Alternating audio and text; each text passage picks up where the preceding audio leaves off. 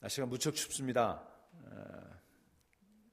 어제 목사님들하고 모임이 있어서 얘기를 들어봤더니 오늘 새벽 기도를 캔슬한 교회들이 많이 있더라고요. 그래서 저도 마음이 좀 흔들렸는데 눈이 오지 않기 때문에 그냥 하기로 했습니다. 여러분들 다 나오셔서 정말 감사하고요. 오늘 더 뜨거운 하나님의 은혜가 여러분 가운데 임할 수 있기를 소망합니다.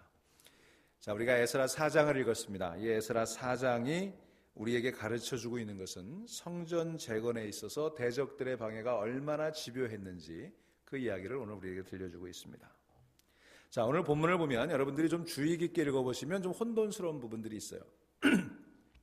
4장 1절부터 5절까지 보면 이제 이스라엘 백성들이 예루살렘으로 귀환해서 성전 재건을 시작했는데 사마리아와 그 주변 대적들이 이제 이 성전 재건을 방해하는 이야기가 나옵니다.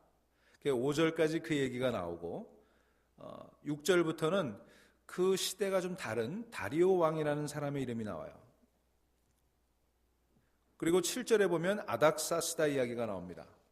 그래서 쭉 23절까지 6절부터 23절까지는 지금 사마리아 사람들이 성전 재건을 방해하는 이야기가 아니라 다리오 왕 때 또 아닥사스다 왕 때 또 아하수에로 왕 때 이야기가 나옵니다. 여러분 아닥사스다 왕은 느헤미야 시대고요.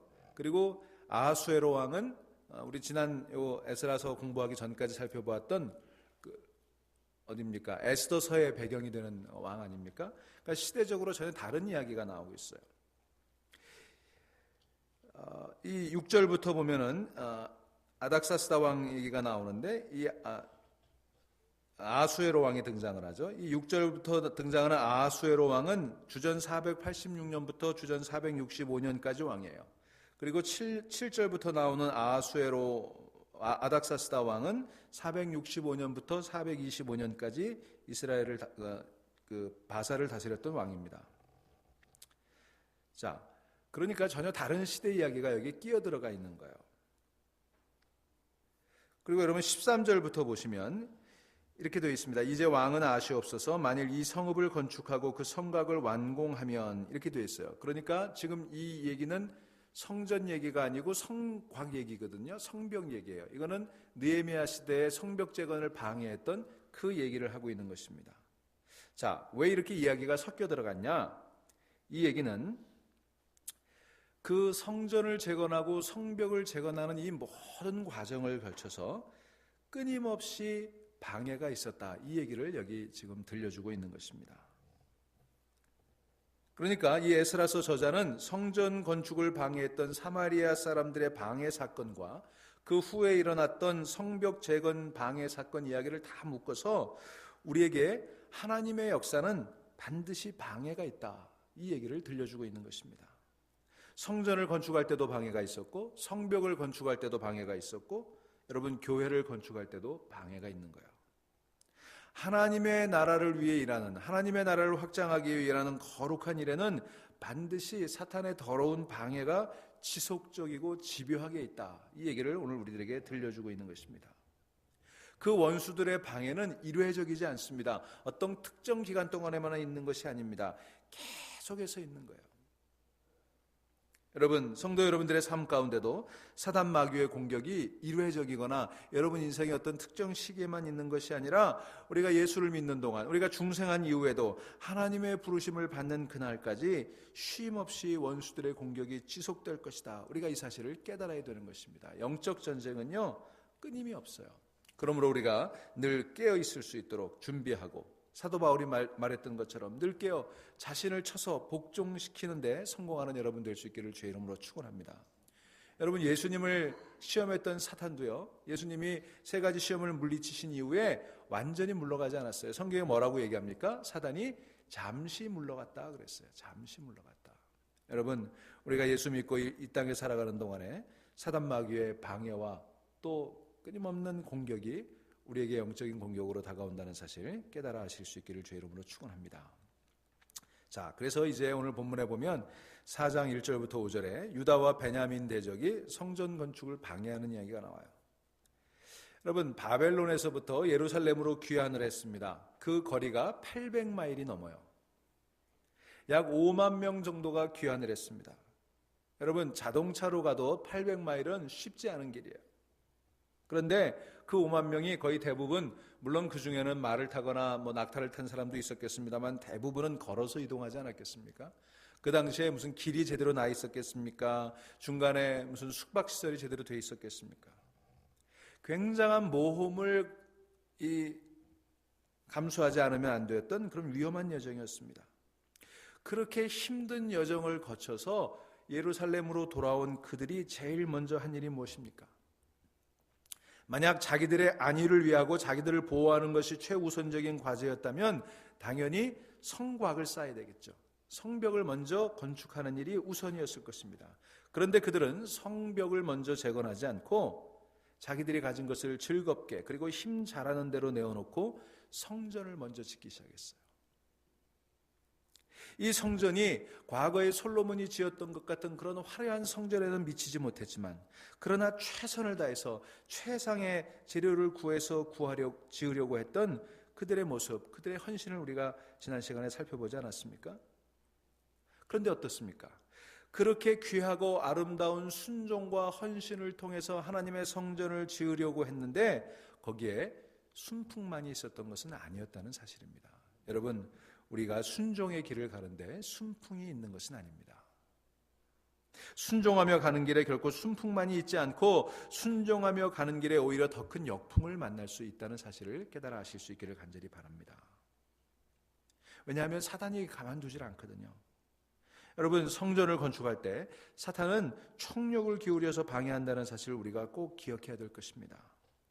순종하며 가는 길에 순풍만 있는 것은 아니다. 순종하며 가는 길에 역풍이 있다는 것입니다. 사랑하는 여러분, 여러분들의 삶이 지금 혹시 역풍을 만나고 계시다면 그것 때문에 낙심하시지 마시기 바랍니다. 그것은 순종하는 길에 자연스러운 거예요. 하나님께 순종하면 반드시 역풍이 있는 거예요.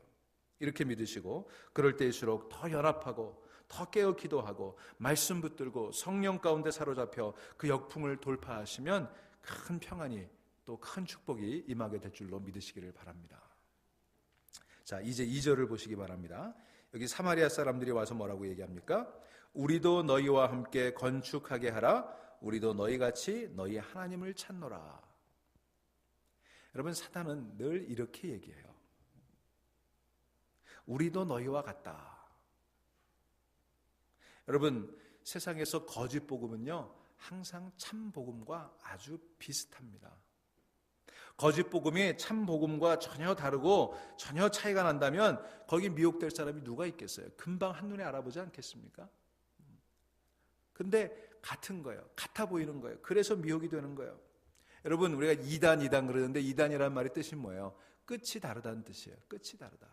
시작부터 다르면 우리 거들떠 보지도 않을 거예요. 그런데 시작은 같아요. 시작은 더 그럴듯해요. 똑같아 보여요. 다르지 않습니다. 그래서 넘어가는 거예요. 그런데 꼭 끝이 다른 거예요. 자, 여러분, 지금 예루살렘으로 귀환해서 백성들이 성전을 재건하는데 뭐가 필요했겠어요? 노동력이 필요하고 자금력이 필요했겠죠. 그들이 아무리 정성껏 드렸지만 드린 것이 얼마나 됐겠습니까? 또 5만 명이 돌아왔다고 그러지만 여러분, 턱도 없는 숫자예요. 그러니까 노동력과 자금력이 얼마나 절실했겠습니까? 여러분, 사업하다 보면 정말 자금이 딸릴 때가 있죠. 힘이 딸릴 때가 있죠. 교회 목회하다 보면 사람 하나가 귀해요. 돈 한 푼이 귀합니다. 얼마나 힘이 들었겠습니까?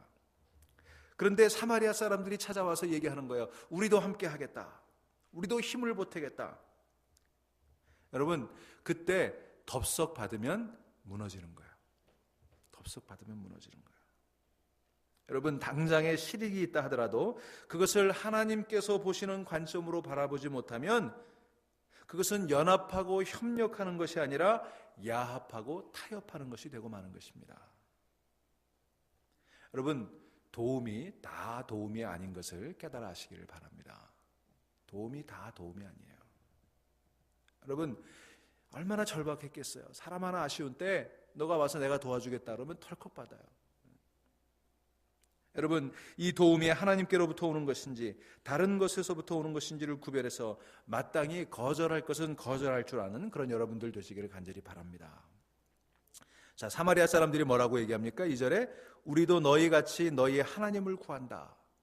여러분, 얼마나 그럴듯한 말입니까? 우리도 하나님을 예배한다. 우리도 하나님을 제사드려 왔다.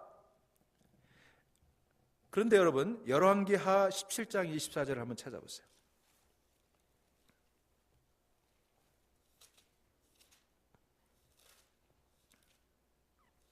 열왕기하 17장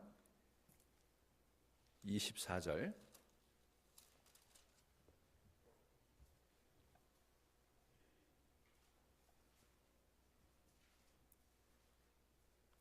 거기 보시면 아수르 왕이 바벨론과 구다와 아와와 하맛과 스발와임에서 사람을 옮겨다가 예루살렘 자손을 대신하여 사마리아 여러 성읍에 두매 그들이 사마리아를 차지하고 그 여러 성읍에 거주하니라. 이게 무슨 얘기냐면 아수르가 북이스라엘을 멸망시키고 그 아수르의 왕이 어떻게 했냐면 이 아수르 사람들을 이 사마리아 지역에다가 이주시켰어요. 그리고 이스라엘 사람들을 잡아가 버렸어요. 그래서 이 이방 민족들이 들어와서 혼혈이 생긴 거예요. 혈통만 섞인 것이 아니라 종교적으로 혼합주의가 되어버렸어요. 그리고 거기 32절을 보세요. 17장 32절. 그들이 또 여호와를 경외하며 자기 중에서 사람을 산당의 제사장으로 택하여 그 산당들에서 자기를 위하여 제사를 드리게 하니라. 그렇게 이 사마리아 지방으로 들어와서 살았던 아수르 사람들이 거기 사는 이스라엘 사람들이 하나님을 섬기니까 자기들도 하나님을 섬긴다고 했어요. 그런데 하나님을 섬기기는 섬겼는데 어떻게 섬겼어요? 그들이 여호와를 경외하여 자기 중에서 사람을 산당의 제사장으로 택하여 그 산당들에서 누구를 위해서? 자기를 위해서 제사를 드리게 하니라. 이와 같이 그들이 여호와도 경외하고 또한 어디서부터 옮겨왔든지 그 민족의 풍속대로 자기의 신들도 섬겼더라. 이렇게 되어 있어요. 무슨 얘기인지 아시겠죠? 그러니까 여호와도 섬기고 자기들의 신도 섬겼어요. 그리고 여호와를 섬기는데 그 목적이 뭐예요? 자기를 위하여. 여러분, 이게 혼합주의예요. 혼합주의라는 것은 여호와를 섬기지 않는 것이 아닙니다. 여호와를 섬기면서 다른 신도 섬기는 거예요. 아주 위험한 사탄의 전략이에요.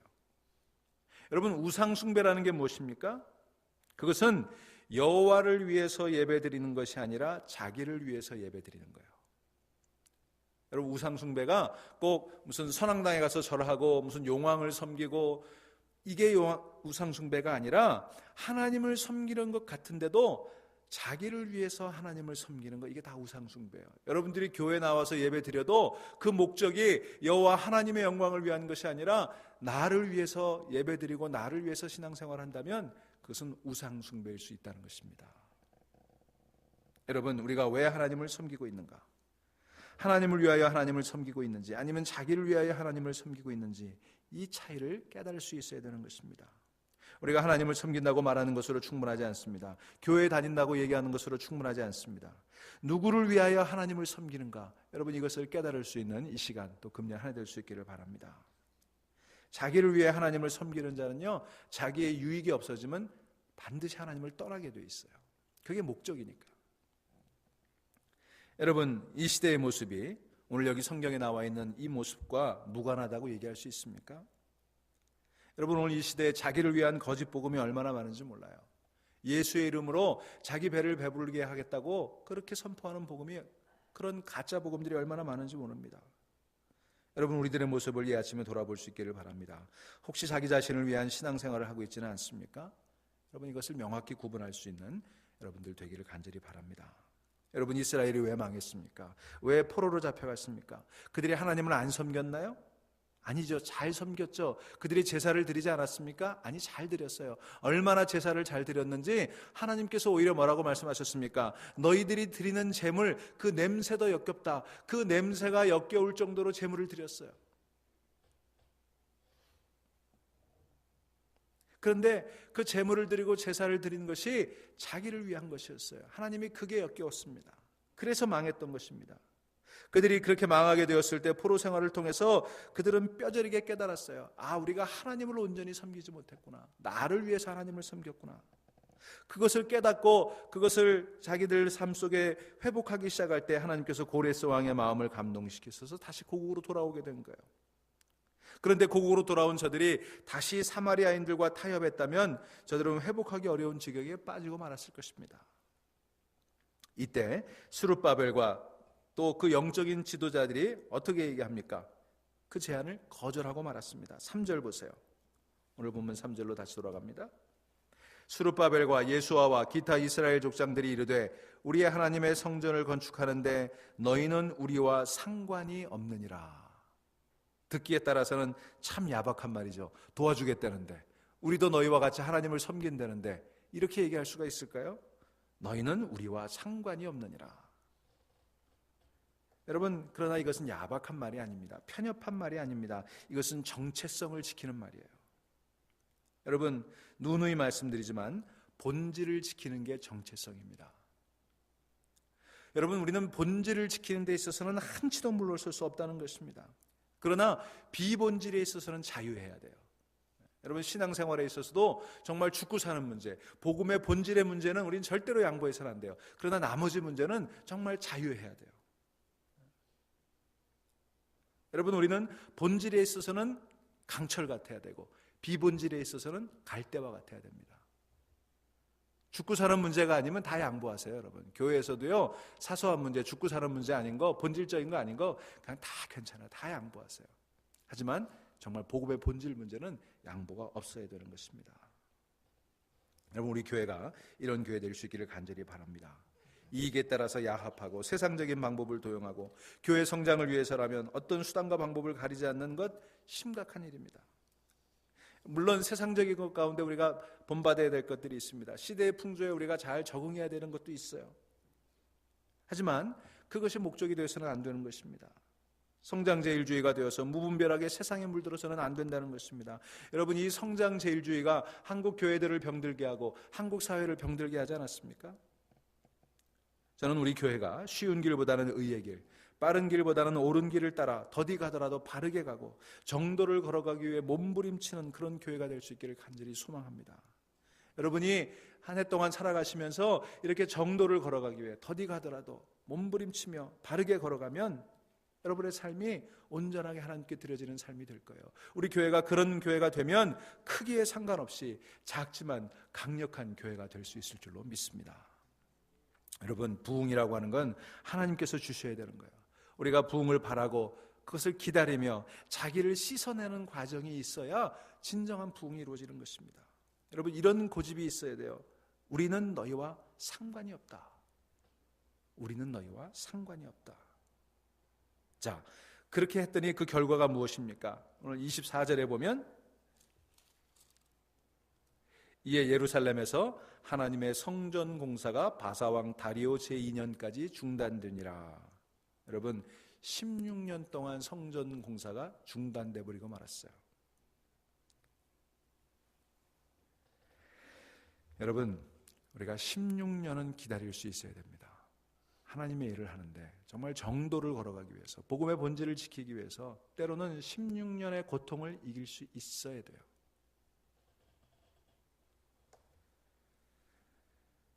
하나님의 방법대로 하기 위해 16년 동안 성전 건축이 중단되는 그런 어려움을 겪었습니다. 여러분, 그러는 사이에 얼마나 많은 사람들이 이탈했겠습니까? 여러분, 16년이 짧은 세월입니까? 여러분, 교회를 건축해 보신 분들은 아마 아실 거예요. 16년 동안 건축이 중단되면 그 낙심과 분열은 이루 말할 수가 없을 것입니다. 아마도 지옥 같은 시간이었을 거예요.